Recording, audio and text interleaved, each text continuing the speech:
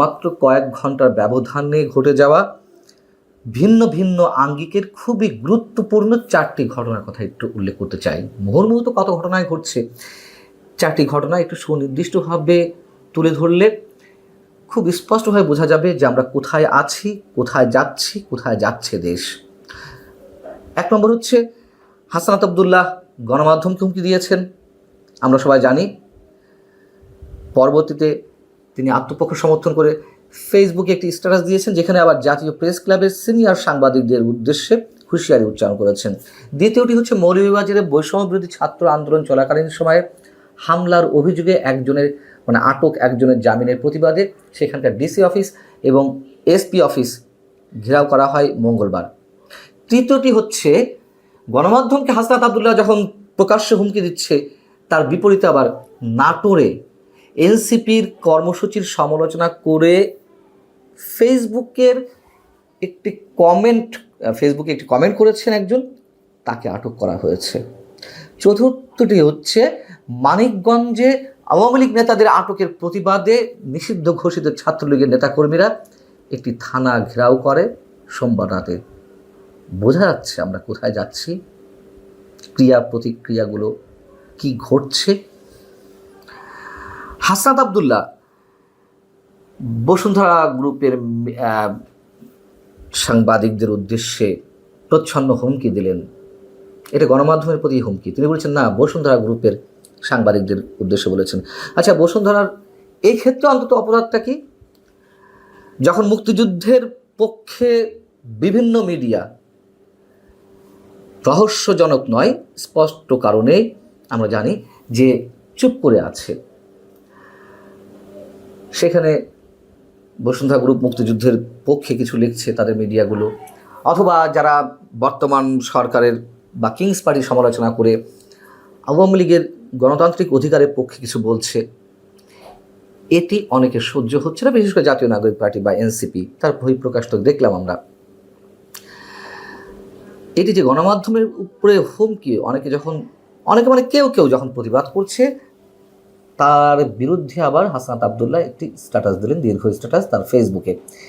সেখানে তিনি কি বলছেন, যে পতিত ফ্যাসিস্টদের সাংস্কৃতিক ও বুদ্ধিবৃত্তিক মেশিনারির চাকা সচল হতে শুরু করেছে। একটি মাফিয়া গ্রুপের বিরুদ্ধে আমার এই যৌক্তিক বক্তব্য ও অবস্থানকে মিডিয়ার প্রতি হুমকি হিসেবে দেখাতে উঠে পড়ে লেগেছেন 5 আগস্টের পর ওই মিডিয়া গ্রুপে চাকরি পাওয়া এমন কিছু সাংবাদিক, যাদের 24 অভ্যুত্থানের পক্ষের শক্তি হিসেবেই আমরা জানতাম।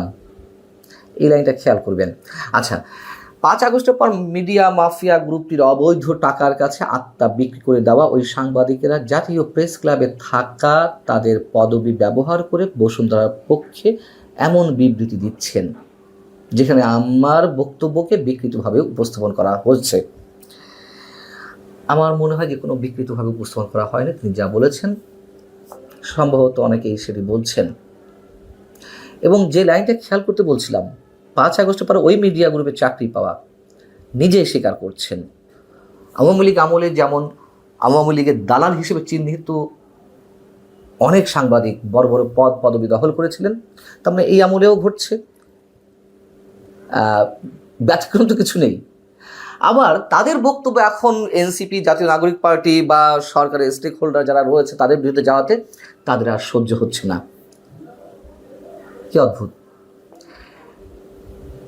গণমাধ্যম তো অবশ্যই সবার পক্ষে বলবে, এবং আওয়ামী লীগের সময় মিডিয়ার যে চরিত্র ছিল, এখনও হাতে গোনা 2-1টি ছাড়া বাকি সব মিডিয়া একই ধরনের চরিত্র অবলম্বন করছে। বর্তমান ক্ষমতাসীনদের পক্ষে বা ক্ষমতা কেন্দ্রিক রাজনীতি যারা করছে তাদের পক্ষে কথা বলছে। এখন মুক্তিযুদ্ধের পক্ষে কিছু মানুষ যারা কথা বলছে, তাদের বক্তব্যগুলো বসুন্ধরা গ্রুপের মিডিয়াগুলো তুলে ধরছে। কালের কণ্ঠ, বাংলাদেশ প্রতিদিন, বাংলা নিউজ 24 বা তাদের electronic channel news 24, Daily Sun, এটি তাদের সহ্য হচ্ছে না। কথা বলতে হবে একপাক্ষিকভাবে, আওয়ামী লীগের বিরুদ্ধে কথা বলতে হবে। আওয়ামী লীগের নেতা কর্মীদের কোনো গণতান্ত্রিক অধিকার নেই। আওয়ামী লীগের সমর্থক যে কোটি কোটি সমর্থক রয়েছে, তাদের পক্ষে কিছু বলা যাবে না। আওয়ামী লীগ কি নিষিদ্ধ হয়েছে? রাজনৈতিক কার্যক্রম নিষিদ্ধ, এটি তো সরকারের পক্ষ থেকে বলা হয়েছে যে এটি সাংবাদিকদের ক্ষেত্রে বা যারা কথা বলছেন মুক্তমনা মানুষ, তাদের ক্ষেত্রে এটি নিয়ে আলোচনা করতে কোনো সমস্যা নেই। তাহলে সমস্যা কোথায় হাসনাত আবদুল্লাহদের? এবং এটাই কি নতুন রাজনৈতিক বন্দোবস্ত? বিরোধী মত সহ্য করা হবে না বা হয় না এমন অভিযোগ তো আওয়ামী লীগের বিরুদ্ধে ছিল, এখন তারাও সেটি সহ্য করতে পারছে না। এটা তো নতুন কিছু নয়, এটি অনেক আগে থেকেই। আর কোনো গণমাধ্যমের প্রতি যদি কোনো ধরনের অভিযোগ থেকে থাকে, তার জন্য তো আইন আছে, প্রেস কাউন্সিল আছে, সেখানে না গিয়ে এভাবে মব সৃষ্টি করা কেন?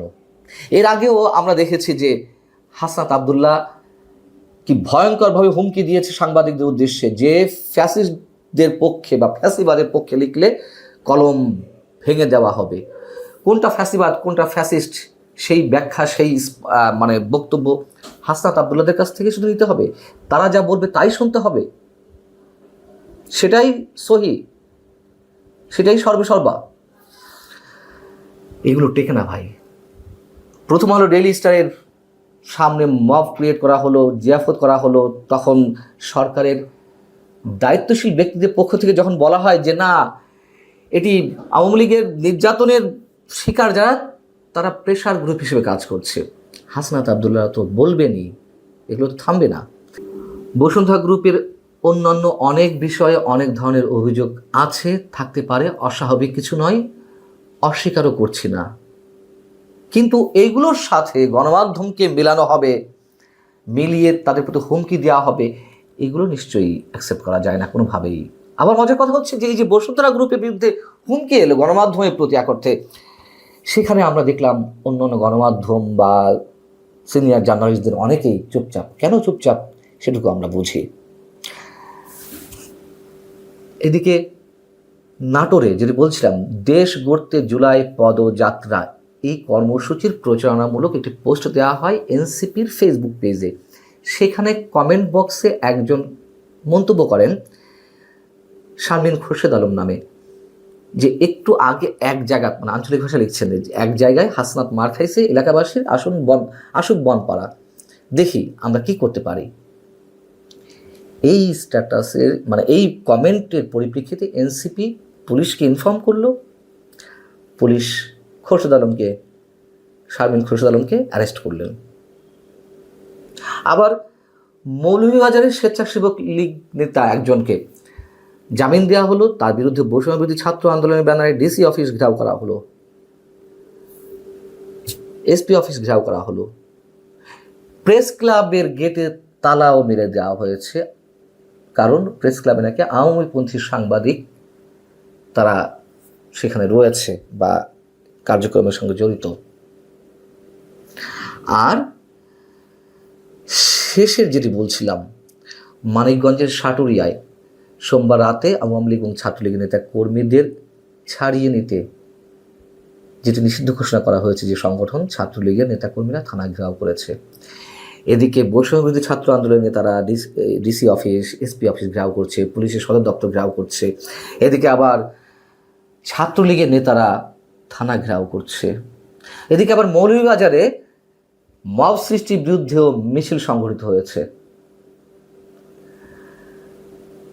প্রত্যেক ক্রিয়ারই একটি বিপরীত প্রতিক্রিয়া আছে, এটা আওয়ামী লীগ বোঝেনি, ক্ষমতায় যারা থাকে তারা বোঝে না। এনসিপি এখন অদৃশ্যভাবে ইনফরমালি ক্ষমতায় রয়েছে, আমরা জানি। এনসিপি কিংস পার্টি, তারা বুঝতে চাইছে না। সরকারের ভর কেন্দ্রের অন্যতম একটি ভর কেন্দ্র জামাতে ইসলামী, তারাও বুঝতে পারছে না। এমনকি বিএনপি নেতাকর্মীরা অনেকে বুঝতে পারছে না, তারা তো ক্ষমতায় চলেই আসছে আমার একটি ভাব।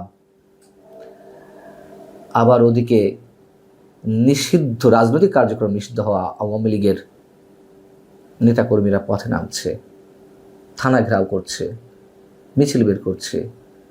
মুখোমুখি সংঘর্ষের দিকে যেতে হয়তো খুব সময় বাকি নেই, বেশি সময় বাকি নেই।